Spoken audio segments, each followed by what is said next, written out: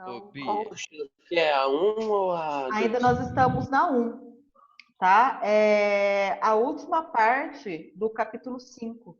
Então, nós tivemos 3 aulas até agora sobre o capítulo 5. Eu falei sobre globalização, aí eu falei sobre bloco econômico e falei sobre a formação da União Europeia e alguns outros blocos.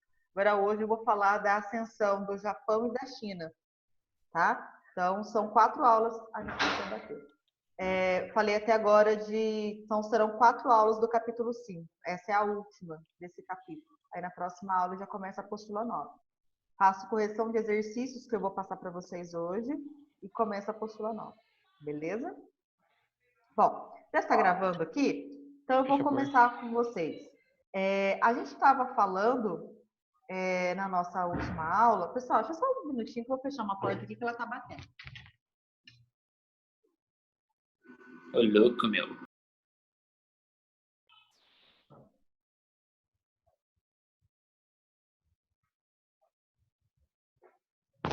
Pronto, voltei.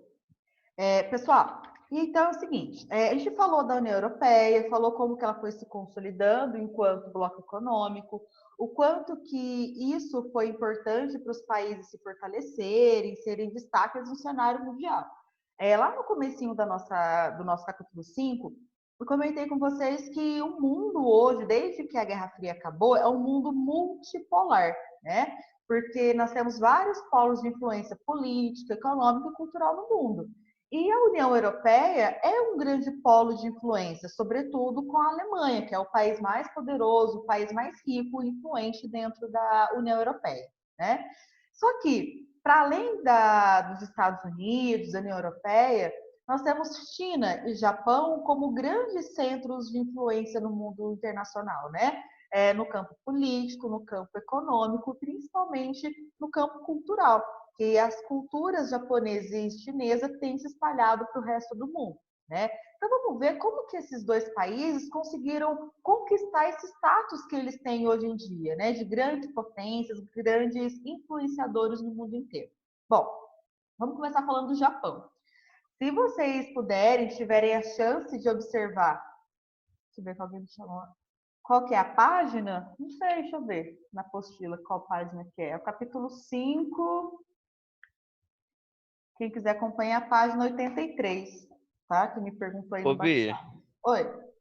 aqui o Igor ele tá entrando pelo Instagram lá que eu tô mandando o link dele pelo Instagram e às vezes pede a senha. Aí qual que é a senha pra eu passar pra ele? A senha da. Uai, eu acho que já tá escrito lá no link. Quando eu mando o link, Tá? já Eu tá. não vi. Então, ó, ID da reunião e senha. Ah, tá assim, tá, obrigado. Nada. Deixa eu voltar aqui então. Então, eu já falar do Japão, né? Nesse primeiro momento, como que esse país, se a gente for comparar o Japão com o resto do mapa mundi, comparar o Japão com outros países, o Japão é muito pequenininho, né? Ele é quase que insignificante no mapa mundi, só a extensão é muito pequena. Porém, é um dos países mais ricos que nós temos no mundo hoje, né? Como que um país tão pequenininho conseguiu crescer e ficar tão grande, tão poderoso, tão influente no mundo? Então vamos pensar. Do século XII até o século XIX, o Japão ele basicamente ficou sob influência de um grupo chamado de shoguns, tá? Quem eram esses shoguns? Eles eram chefes militares que dominavam certas áreas do território japonês. É como se fossem os senhores feudais que tinham lá na Europa, só que no Japão, tá? Então eram chamados de shoguns, esses, entre aspas, senhores feudais japoneses, tá? E eles governavam bem do jeito que eles queriam, cada partezinha que eles governavam, né? Então, esses shoguns, eles criavam suas próprias leis, as suas próprias regras e assim por diante. Só que, no ano de 1868, chegou ao poder japonês um rei chamado Matsuhito, também chamado de Meiji, tá? Ele foi um cara que acabou propondo uma série de transformações dentro do Japão, inclusive propondo o fim dos poderes que esses shoguns tinham, né? Esses shoguns, eles basicamente governavam para que eles sempre tivessem todos os privilégios, todos os poderes, né? Enquanto que aqueles que eram seus governados vivessem aí na extrema miséria, por exemplo, né? E aí, quando o Mutsuhito chega ao poder, ele inaugura uma nova era dentro do Japão, que ficou conhecido como Era Meiji, que era o segundo nome ao qual ele era conhecido também. Então, de 1868 até 1912, que foi o período que o Matsuhito viveu, deu origem a esse período, né, essa Era Meiji, que foi uma era de mudanças sociais, políticas e econômicas dentro do Japão. Então, a partir da Era Meiji, o Japão ele passa a crescer, passa a se modernizar, a fazer parte daquele desenvolvimento que o mundo ocidental, pensando em Europa, já estava vivendo há bastante tempo. Então, o que o Matsuhito fez quando ele chega ao poder? A primeira coisa é botar fim ao shogunato, ou seja, a forma de governo e ao poder que aqueles shoguns tinham, né? Então, aqueles tipos feudos que esses shoguns governavam, eles acabaram deixando de existir, né? Então, eles pegaram aquelas terras que estavam na mão dos shoguns e começaram a dividir entre as pessoas que queriam trabalhar com a agricultura e com a pecuária, por exemplo, né? Eles acabaram fazendo um intenso investimento na educação. Muito da população japonesa era de pessoas analfabetas, principalmente as mulheres, né, que se dedicavam mais ao trabalho doméstico. Então, dentro da Era Meiji, a educação foi um dos pilares, tá? Então, eles trabalharam para acabar com o analfabetismo e ele queria que a população fosse extremamente qualificada. O que ele fez para que a sua população se qualificasse? Ele começou a dar bolsa de estudos para os indivíduos irem estudar nas melhores universidades do mundo inteiro. E aí, essa população acabou, depois do final desse período, né, contribuindo para o desenvolvimento intenso que o Japão acabou alcançando. Então, duas coisas que eu acabei de falar até agora, acabar com o shogunato, que era aquele sistema de feudalismo, né, dentro do Japão, e investimentos muito fortes na educação. A segunda coisa que eles acabaram fazendo é investir na indústria familiar. Então, aquelas indústrias que tinham a possibilidade de investir nas indústrias, o governo acabou dando um auxílio financeiro para essas famílias criarem essas indústrias familiares, chamadas de zaibatsus, tá? Ao longo do tempo, inclusive, alguns desses zaibatsus ficaram muito famosos, como, por exemplo, a Mitsubishi, né, que ela tem desde produtos que são do ramo automobilístico até, por exemplo, produtos que são de jardinagem, eletrodomésticos e assim por diante, né? A Mitsubishi começou nesse período da Era Meiji, né? Uma empresa que começou com uma família, com um pequeno negócio, que recebeu um pouco de ajuda do governo para que ela pudesse crescer. E aí, dentro da Era Meiji, o Mutsuhito ele queria que a indústria ela se desenvolvesse, que ela crescesse e produzisse tanto quanto as indústrias europeias produziam, né? Só que quem eu estava formando para ser essa mão de obra qualificada não estava dentro do Japão. Aonde é que eu ia arrumar essa mão de obra qualificada para trabalhar nas indústrias que ele estava instalando no território japonês, né? No Japão não tinha. Então, ele começou a contratar lá na Europa profissionais formados para trabalharem dentro das indústrias, certo? Então, ele contratou essa mão de obra técnica europeia enquanto a sua mão de obra não formava, né? E aí, quando esses indivíduos que tinham saído e ido se qualificar nas melhores universidades do mundo voltavam para o Japão, essa mão de obra fazia com que a indústria japonesa alavancasse, né? E aí, quando a gente vê, né, o decorrer do tempo, que começou lá em 1868 com o Mutsuhito, né, e isso foi se estendendo, na Primeira Guerra Mundial, o Japão já estava dentro do Oceano Pacífico, na Ásia, com suas ações imperialistas, muito principalmente em busca de matérias-primas, já que o Japão, conjunto de ilhas muito pequeno, muito pobre, né, em recursos naturais. Então, tinha pouquíssimas matérias-primas para abastecer suas indústrias. E eles começaram a dominar vários locais dentro da Ásia e também na Oceania para conquistar essa matéria-prima que as suas indústrias precisavam, né? E aí, esse imperialismo, ele continuou se estendendo até, por exemplo, na Segunda Guerra Mundial, quando ele é inserido nesse conflito justamente por conta das suas ações imperialistas, que deu de frente com os Estados Unidos e aí deu a bagunça toda, né? Quando acaba a Segunda Guerra Mundial, junto com a Alemanha, o Japão é muito penalizado. Perdeu áreas de domínio que ele tinha conquistado até a Segunda Guerra Mundial, perdeu áreas que ele poderia explorar e assim por diante.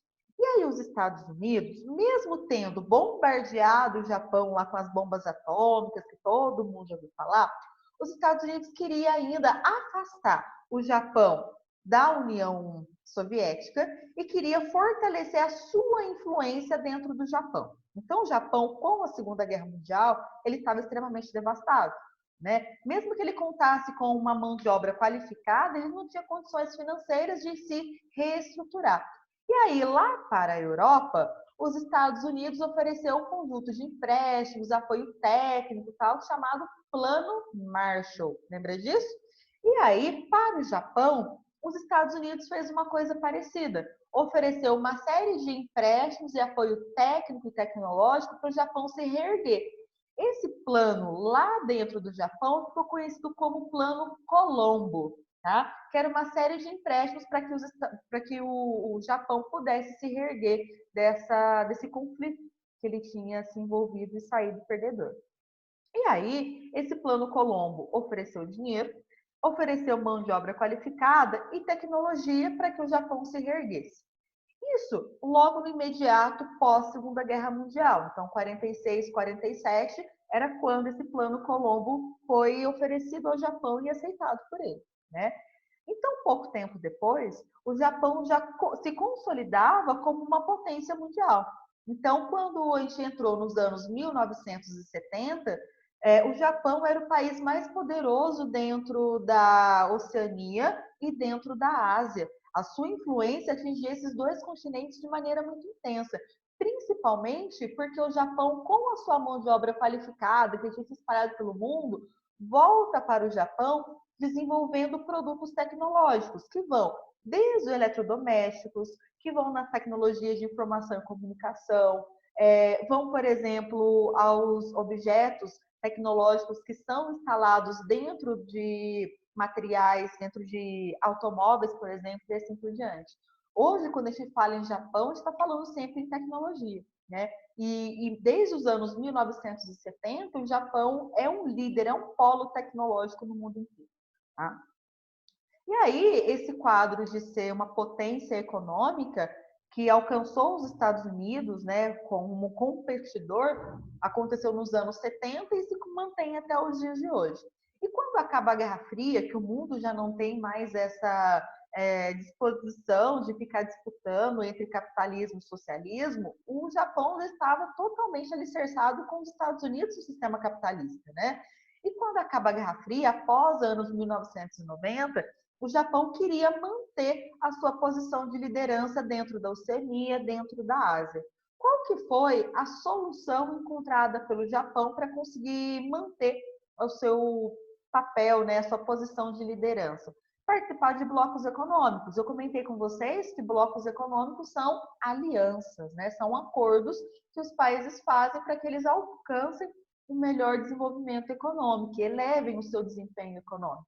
E o Japão, mesmo sendo potência, ele queria aumentar o seu desempenho econômico. A alternativa que ele encontrou para continuar consolidado como potência econômica foi participar de bloco econômico. Então, desde os anos 90, o Japão participa de dois blocos econômicos. Um chamado de APEC, que é aquele bloco que vai pegar os países que são banhados pelo Oceano Pacífico, e o ASEAN, que eu já mostrei para vocês, que pega um país ali do Sudeste Asiático, né? Então, esses países que participam desses blocos econômicos, eles vão fazer alianças para aumentar o seu desempenho econômico. Com o Japão, qual que foi o reflexo para a economia japonesa ao topar participar desses dois blocos econômicos após, né, a Guerra Fria? Eles aumentaram a competitividade no cenário internacional, eles aumentaram a sua influência na Ásia e também na Oceania, e, claro, ainda tem grande parte da sua influência garantida, né? Então, quando a gente vai falar de mundo multipolar, eu estou falando de um mundo que tem vários polos. Porém, quais que são os grandes polos de influência que a gente tem? Estados Unidos, União Europeia, principalmente a Alemanha, e juntinho aqui, competindo em pé de igualdade, China e Japão, né? A área de influência dos Estados Unidos é a América, da União Europeia é a Europa e a África, e do Japão e dos Estados Unidos, da China, será a Ásia e a Oceania juntos, né? Então, dentro desse cenário mais recente, a partir dos anos 90, o Japão ele consegue manter essa sua zona de influência graças à formação desses dois blocos econômicos ao qual ele participa. Tudo bem? Sobre a ascensão japonesa, alguém tem alguma dúvida? Que eu vou passar para a chinesa agora. Todo mundo entendeu o que foi a era Meiji, quais que foram as principais mudanças, o que foram os aibatsus, entenderam?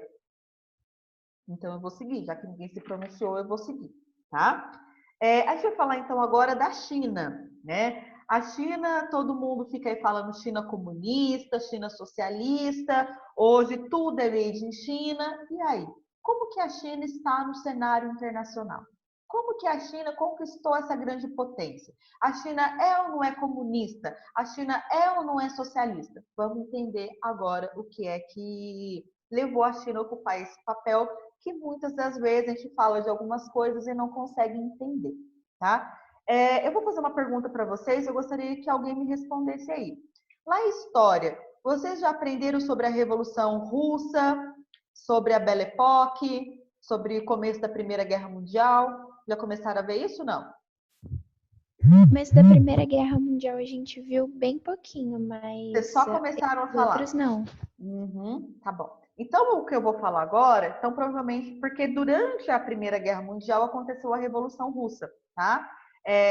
Que vai motivar algo que eu vou comentar aqui. Então, muito do que eu vou falar vai acabar refletindo em algumas aulas daqui para frente. Alguém está me perguntando aqui, por que os Estados Unidos quiseram ajudar o Japão mesmo depois do Pearl Harbor? Então, lembra que quando acaba a Segunda Guerra Mundial, Estados Unidos e União Soviética saíram muito fortalecidos, e aí os dois adotavam sistemas econômicos diferentes, eles queriam ampliar a zona de influência desses sistemas econômicos? Pois bem, quando acaba a Segunda Guerra Mundial, os Estados Unidos adotaram o Plano Marshall e o Plano Colombo como alternativas dos países que aceitavam esses planos de ficar como se fossem reféns dos Estados Unidos e não adotassem outro sistema econômico, né? Então, era uma forma de afastar os soviéticos desses países. Então, quando o Japão se envolveu na Segunda Guerra Mundial, o Japão tinha um poder de influência muito grande sobre a Ásia, tá? E aí, eu oferecendo esse plano de ajuda, impedia que a União Soviética se consolidasse dentro da Ásia, tá? Dentro da Ásia e da Oceania. Está tomando medida de afastamento da União Soviética por parte dos Estados Unidos. Certo? Espero que eu tenha respondido sua pergunta. Então, vamos lá. A China, pessoal, ela não tem tanta diferença nas suas características em relação ao Japão, né? Então, até o século XV, a China ela viveu basicamente isolada do resto do mundo, tá? Ela vivia basicamente num império em que não se comunicava com o resto do mundo. A China ela era fechada, tá? Ela não se comunicava com ninguém. Até que lá no século XV, as rotas comerciais elas estavam indo cada vez mais indo em direção ao Oriente. Elas saíam da Europa e iam cada vez mais em direção ao Oriente. Chegavam às Índias e começou a se expandir para outras áreas, né? Chegando até a China. E foi aí que a China começou a ter contato com outras áreas. Mas até o século XV, a China era muito fechada. E aí, quando começou a ter contato com pessoas da Europa, pessoas que vinham da região do Mediterrâneo, do norte da África, a China começou a se adaptar a esse modo de sobrevivência, né? Que era basicamente de compra e venda de mercadorias de locais diferentes do nosso globo. E aí, essa abertura fez com que a China absorvesse muito do que outras culturas tinham, mas também oferecia da sua cultura, que era uma cultura milenar, a outros povos. E aí, lá no século XIX, o Império Chinês vivia numa crise muito grande. Basicamente, o imperador vivia num luxo muito grande, ostentava riqueza, enquanto a maior parte da população que vivia na zona rural, era camponesa, trabalhava demais porque era cobrado muito imposto por parte do imperador, a população ela começou a ficar insatisfeita, porque os impostos eles eram utilizados basicamente para a família real viver no maior luxo, enquanto a população vivia 24 horas só para trabalhar. E aí, por conta dessas denúncias de corrupção e insatisfação da população camponesa, o imperador chinês ele acaba caindo, né? Essas crises econômicas levam o imperador chinês a cair. E aí, no ano de 1912, de fato, não existe mais imperador dentro da China e surge um presidente, exatamente, só que com características muito diferentes do que a gente conhece hoje. Então, no ano de 1912, foi fundada pelo Partido Nacional Chinês a República Chinesa, tá? Ao qual um cara chamado Sun Yat-sen, ele chega ao poder, prometendo resolver todos os problemas que a China estava enfrentando. De crise política, de corrupção, de a população pagar menos imposto, conseguir comprar alimentos, produzir alimentos suficientes para a sua subsistência e assim por diante. Só que o Sun Yat-sen chega ao poder sem conseguir resolver todos os problemas que ele tinha prometido. E aí, quando ele morre no ano de 1925, chega ao poder o seu vice, que era o Chiang Kai-shek, tá? Ele chega ao poder, mas todo mundo olhou para ele e falou: esse aí vai ser mais um. Chega no poder, mostrando, falando que vai melhorar a nossa vida, mas não faz coisa nenhuma.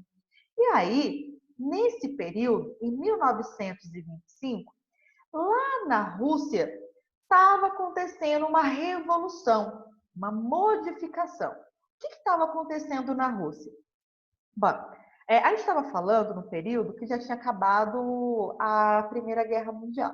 Na Primeira Guerra Mundial, a Rússia entra nessa guerra e a população começa a sofrer muito com isso.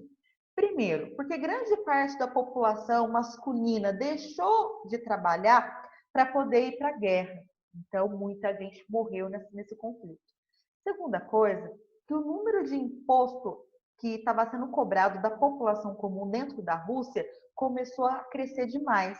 E aí surgem algumas pessoas propondo uma revolução trabalhista, aonde os czares, que eram os imperadores russos, deveriam ser eliminados e os próprios trabalhadores deveriam tomar a forma de governar a Rússia para si, aonde todo mundo seria considerado igual. Não teríamos pessoas que estariam com alto prestígio e pessoas com pouco prestígio.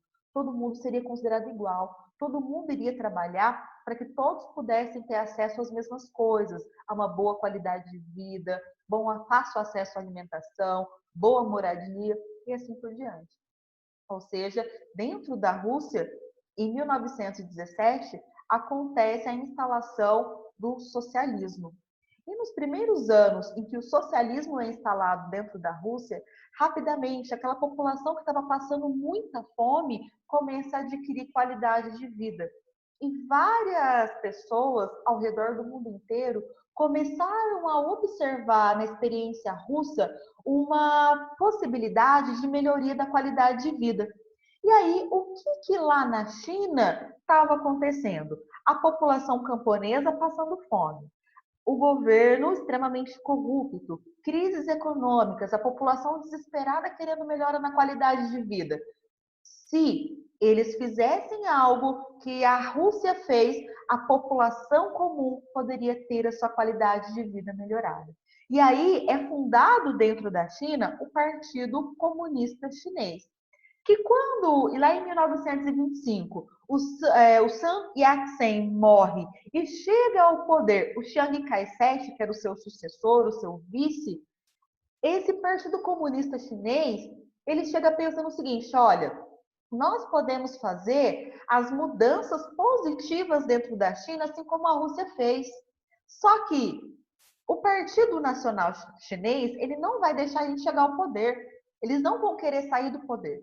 E aí o que acaba acontecendo? Eles entram em guerra. Então, dentro da China, passa a ter uma guerra civil entre o Partido Nacional Chinês, que era aquele que já estava no poder desde 1912, só que agora com Chiang Kai-shek, né? E a guerra com o Partido Comunista Chinês, né? Que era um partido que queria instalar o socialismo dentro da China. E eles começam a guerrear a partir de 1925. Essa guerra, claro, causou a morte de muitas pessoas, mas acaba que no ano de 1949, o Partido Nacional Chinês não tem mais condições de continuar nessa batalha, porque o Partido Comunista Chinês começou a receber apoio do Partido Comunista Russo, que começou a mandar armas e suprimento para o Partido Comunista. E aí, então, dentro da China, quem tem condição de fato de vencer essa batalha é o Partido Comunista Chinês, né? Com o apoio do Partido Comunista Russo, né? Que começou a abastecê-los com armas e suprimentos. E aí, então, em 1949, com a vitória do Partido Comunista Chinês, é proclamada a República Popular da China, agora com um sistema econômico chamado socialista. Quem chega ao poder, né, no governo da China foi um cara chamado Mao Tse-tung, tá? Que ele era o líder desse partido comunista. E ele instala dentro da China um sistema socialista. E aí o Mao Tse-tung, ele propõe uma porção de mudanças, vocês vão estudar isso lá em história depois na Revolução Chinesa, tá? Como, por exemplo, acabar com o direito apenas dos homens, as mulheres passam a ter direitos também, começa a fazer uma reforma agrária, que é pegar as terras que são de grandes proprietários, dividir em lotes pequenos para pequenos camponeses, né? Acabam fazendo com que as empresas elas passam a ser do Estado e não de pessoas particulares, faz um investimento muito grande na educação para que todo mundo deixe o analfabetismo de lado e assim por diante. E o Mao Tse-tung, ele propôs muitas mudanças, instalou o socialismo ali e a população, logo de cara, abraçou o Mao Tse-tung e as reformas que ele estava fazendo. Porque em pouco tempo, todo mundo que estava dentro da China, após a proclamação da República Popular Chinesa, a população alcançou um status de vida, uma qualidade de vida que antes não era observada, né? E aí, esse Mao Tse-tung governava, né? Tinha o típico socialismo, era contra os Estados Unidos, contra o capitalismo muito rigoroso. Então a China ficou muito fechada para o resto do mundo, só negociava ali com países socialistas, né? Tinha uma aliança muito forte, muito próxima com a União Soviética. Só que, pessoal, no finalzinho dos anos 70 e ao longo dos anos 80, a União Soviética estava passando por crises.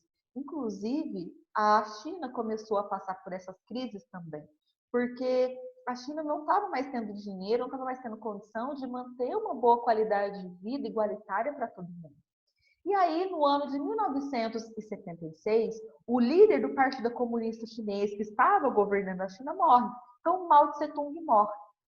E aí, entra o seu sucessor, né, o seu vice, dentro do governo da China, chamado Deng Xiaoping, tá? Então, quando ele morre, ele já tinha algumas visões um pouco mais abertas do que o Mao Tse-tung. Enquanto o Mao Tse-tung queria manter a China bem fechadinha, o Deng Xiaoping ele queria propor uma abertura da China. Aí, o que ele começou a fazer? O Deng Xiaoping ele começou a permitir que dentro da China, empresas estrangeiras, inclusive capitalistas, pudessem se instalar no território chinês. pessoas que estivessem na China ou empresas chinesas, elas podiam pedir empréstimos para bancos, inclusive capitalistas, certo? Ou seja, o Deng Xiaoping, ele faz o quê? Abre as portas para que o capitalismo se infiltre ali dentro do seu Ô, território. Bia, Oi.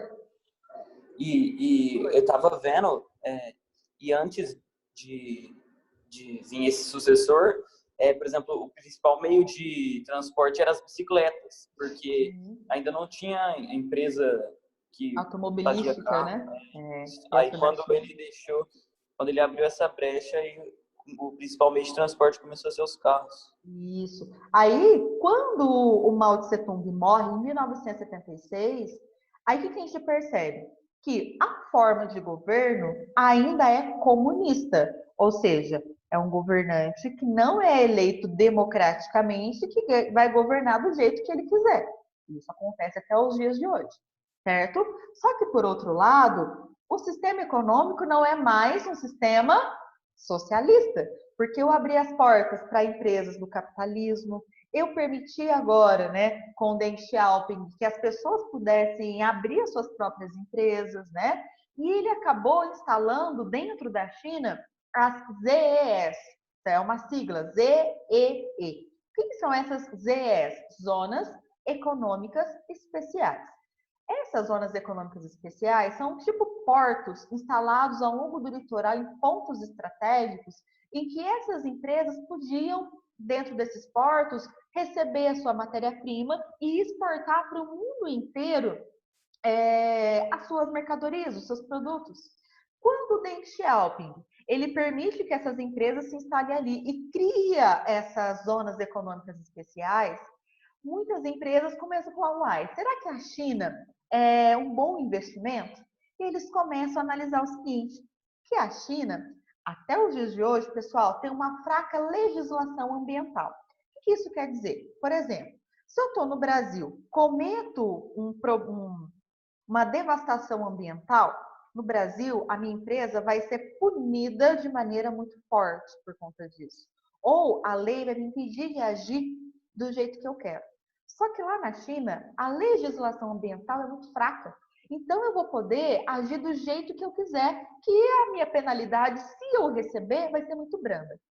Além das leis ambientais serem muito frágeis, as leis trabalhistas também são. Tanto que lá, aqui no Brasil, por exemplo, se o Colégio Atenas começa a atrasar meu salário, ou paga muito pouco, paga 1/3 do que um professor homem vai receber, eu posso denunciá-lo, porque as nossas leis são muito rígidas quanto a isso. Lá na China, não. As leis trabalhistas são muito frágeis, tanto que assim, a gente sempre vê os trabalhos escravos que lá tem.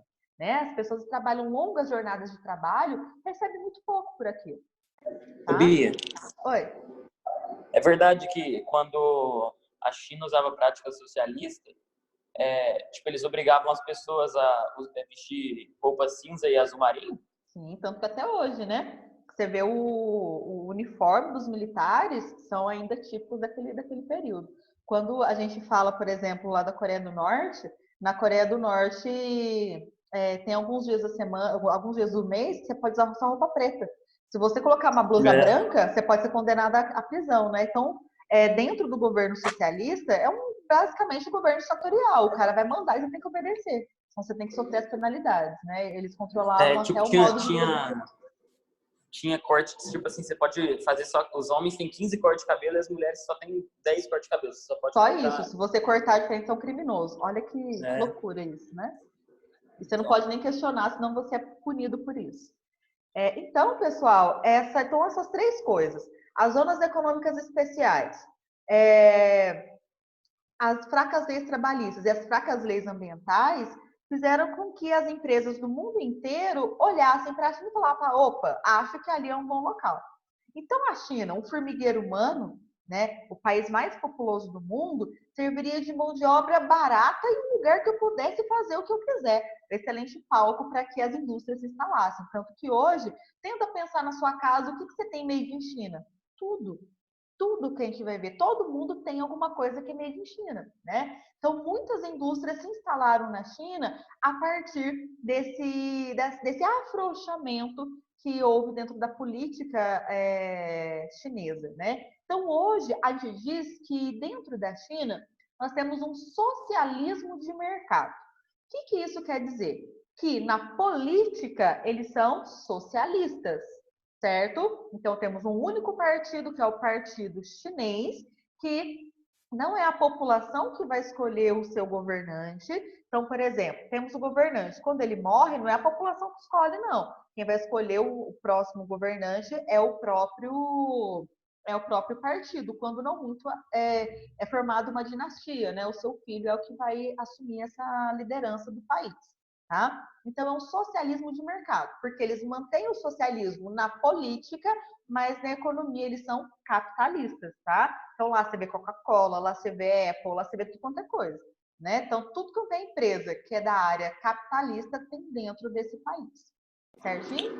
E aí a gente vê, então, dentro desse cenário de nova ordem mundial, de um mundo multipolar, a gente vê, então, Estados Unidos, União Europeia e juntinhos, né, a China e o Japão configurando como grandes influenciadores da Ásia e da Oceania, tá? Então, aí foi brevemente como é que esses dois países conseguiram sair de uma situação de isolamento para grandes influenciadores no mundo. Alguém tem alguma dúvida? Não? Então, vou comentar aqui com vocês que eu quero que vocês façam. Pois não.